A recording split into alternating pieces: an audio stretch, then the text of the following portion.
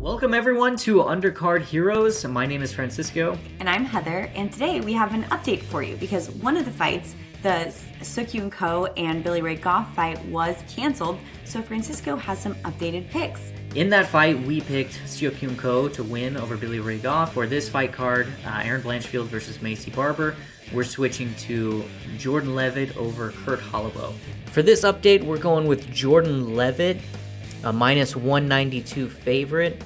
We still got Ludovit Klein at plus 140 and Erin Blanchfield at minus 238. If you want to see the analysis that we put together for Ludovit Klein and Erin Blanchfield, I'll put the link to that video in the description. For this fight, we're going to do the same thing we always do, 2-pick round robin. So any combination of two will pay out. We're going to put $25 on that and then $25 on a 3-pick parlay. Total payout on $100, $3.60 Now, Kurt Holobaugh, very interesting guy here. He was in the UFC, suffered a 3-fight losing streak, and then he lost his contract with the UFC, ultimately got back on through the Ultimate Fighter series. He was in the series with Michael Chandler versus Conor McGregor as the coaches. Ultimately, he did go on to win the Ultimate Fighter. He had a great submission win in the UFC against Austin Hubbard. But then from there, he's been hit or miss ever since. Jordan Leavitt, on the other hand, he was looking really great up until his submission loss to Paddy Pimblett.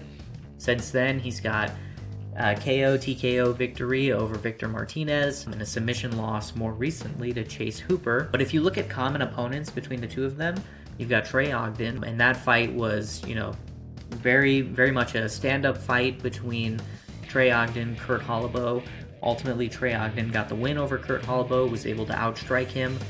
But Jordan Leavitt was able to outstrike Trey Ogden. He landed some more significant shots. He fought off his jiu-jitsu skills, ultimately got the win there.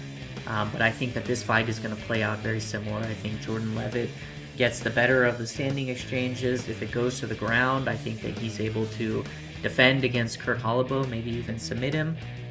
Jordan Leavitt looked really good against Chase Hooper on the ground. He did get submitted, but he had some good transitions, and he was putting up a good defense.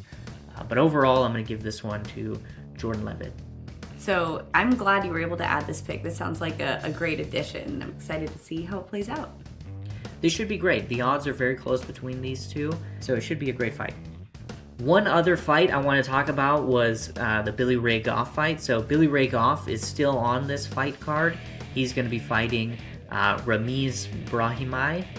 And Ramiz Brahimaj, his fight also got canceled. He was supposed to fight Oban Elliott. And so the two of them, they were already on the fight card. Now they're just going to be fighting against each other. And that should also be a very interesting fight.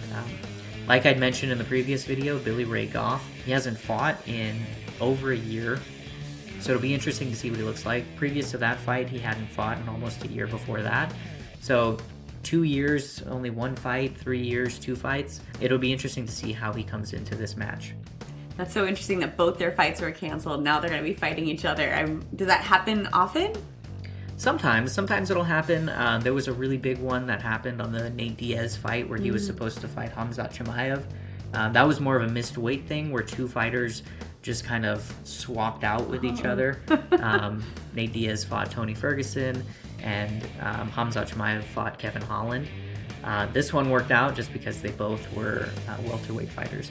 Yeah, well, this will be really fun, kind of a twist, so we'll see what happens with that one. Thanks everyone for watching this special update for Undercard Heroes. So what do you think about Francisco's new pick? Do you wish he picked something else? Do you disagree? Let us know in the comments, and make sure to like and subscribe. Thanks everyone.